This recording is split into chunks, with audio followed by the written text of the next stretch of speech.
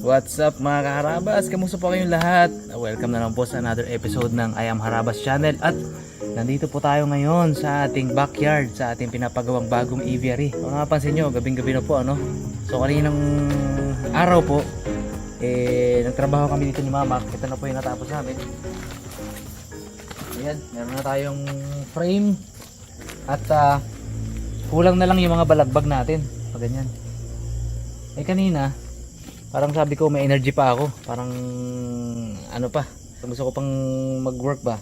So sabi ko instead na mag-gym ako, instead na magbuhat ako sa gym, babiyahe ako pupuntang doon sa gym namin, dito na lang ako mag-workout, di ba?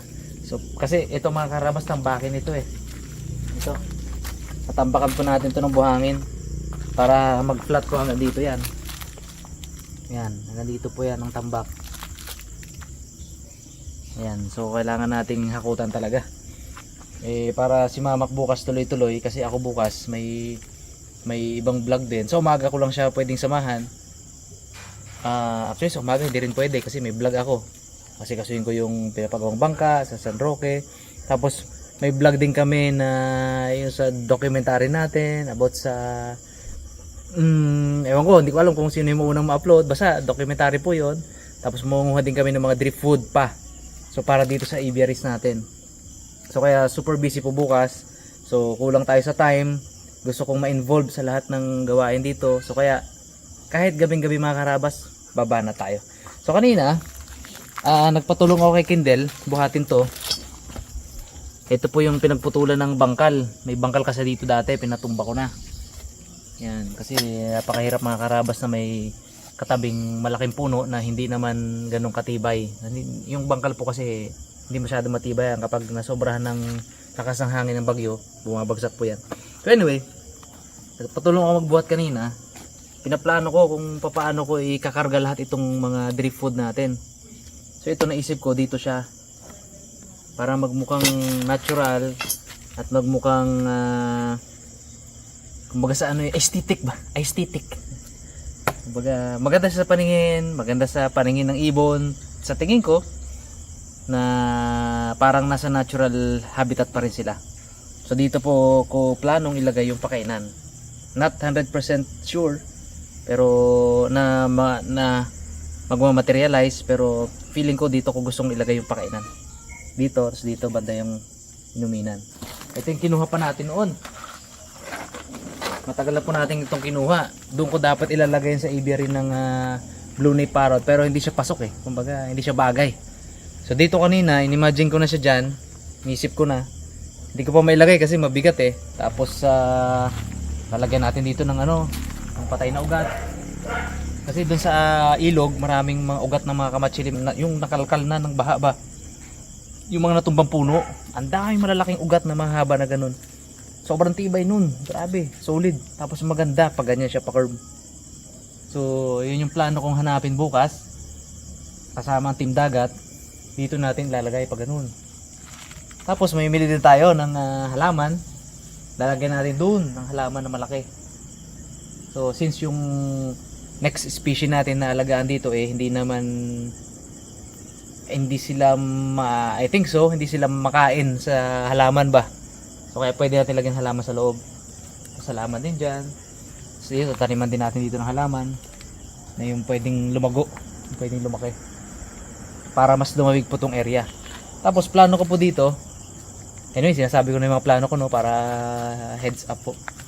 Itong taas po na to, yung bubong natin, hindi ko siya bubungan ng yero kasi mainit yun dahil dito sa area, kung mapapansin nyo, wala pa masyadong malalaking puno Ang ilalagay po natin ay palapa ng nyug, diba? Ano lang siya, open lang siya. Siyempre may din, may steel matting din, pero lalagyan natin ng mga palapa ng nyug o yung mga dahon ng nyug. So kaya expect natin na mas malamig po yung natin, itong aviary natin. So babanat na ako. Ang trabaho ko ngayon ay tambakan itong area na to. Ito pala yung pangakot.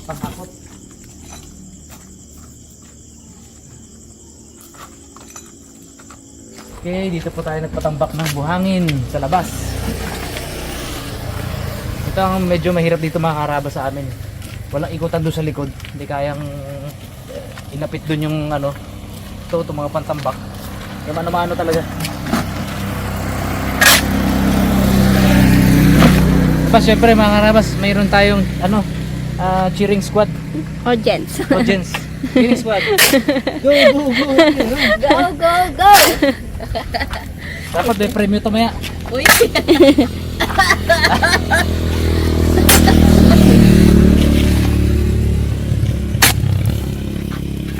Gusto ko pang magtrabaho kasi hindi pa ako satisfied sa maghapon ko. Grabe talaga siya. Iba. Idol ko to. Superman. Kesa mag-gym, ito na lang.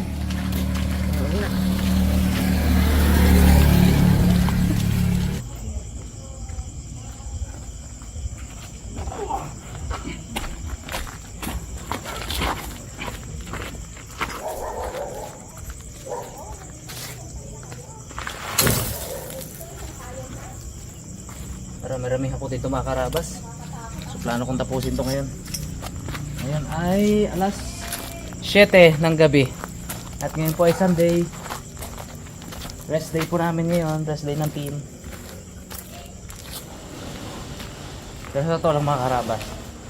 Ewan ko kung basta hindi ko trip yung ano, yung papahinga ako na ano, mahihiga, manood ng TV maghapon, kahit rest day gano'n. Di gusto ko ano pa rin, active. Parang hyper na hyper ako, lalo na kapag ganyan na meron akong kinaka-excitedan. So ganun po. Ano? Okay. Sama ka? Buhat ka rin? Buhat ka rin? Lalo, dali, buhat ka rin. Daw. Pinapig-tapig lang.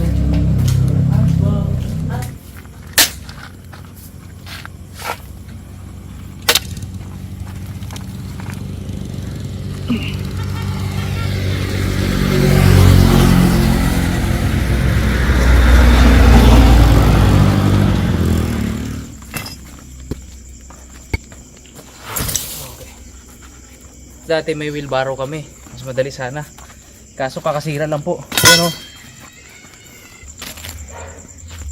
Pero kaya ngayon mga karabas mano-mano talaga tayo. Pero mas gusto ko to kasi exercise to, exercise. Sana kung walang may tukod sana to, mas madali. Eto kurang natin na yan para hindi tayo payuko-yuko masyado. Paps, patulong. Ilabas lang natin. Yan. Pwede lang. Tutubong sindan. Yan. Okay. Kasi ito ilabas din natin, Paps. Doon. Para makakilos ako na maayos. Kasi dyan. Kaya. Diskarte. Yan. Hup. Okay. Uga!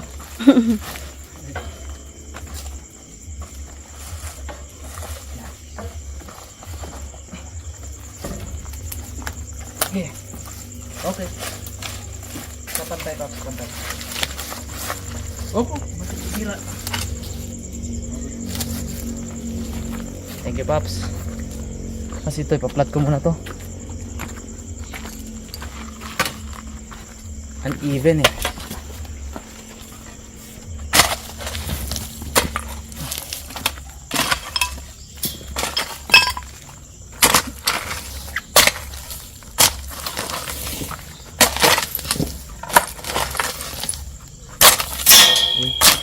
Sumobra.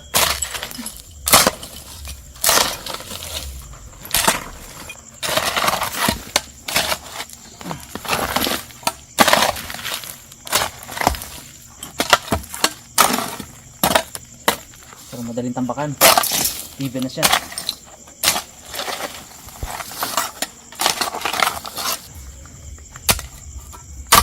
Napakali. Tinulungan na tayo ni Kindel para daw madali matapos. Mira, Paps.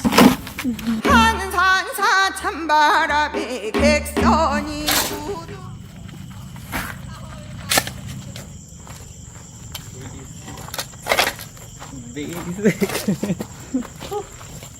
Bilis na natin natapos mga kakabas.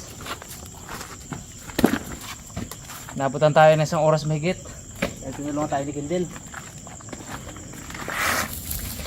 So ako lang yan, 2 oras.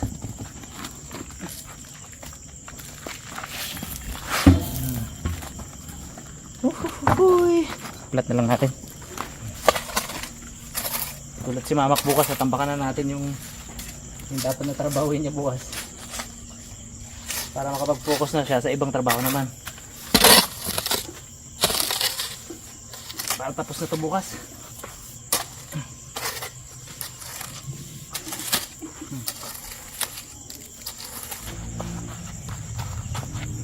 Later on kasi mga karabas, may plano kami ni Mamak dito. Nabagit ko po sa nakaraang vlog. Kinuha ko na siyang staff, ano.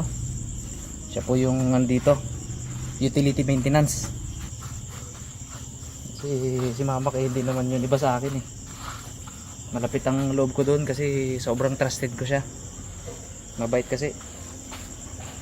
Yun ang isang requirement ko sa kaibigan, sa tao, yung pwede mo pagkatiwalaan. Hindi ko lang staff yung kaibigan ko rin yun. Kaya gusto kong tulungan.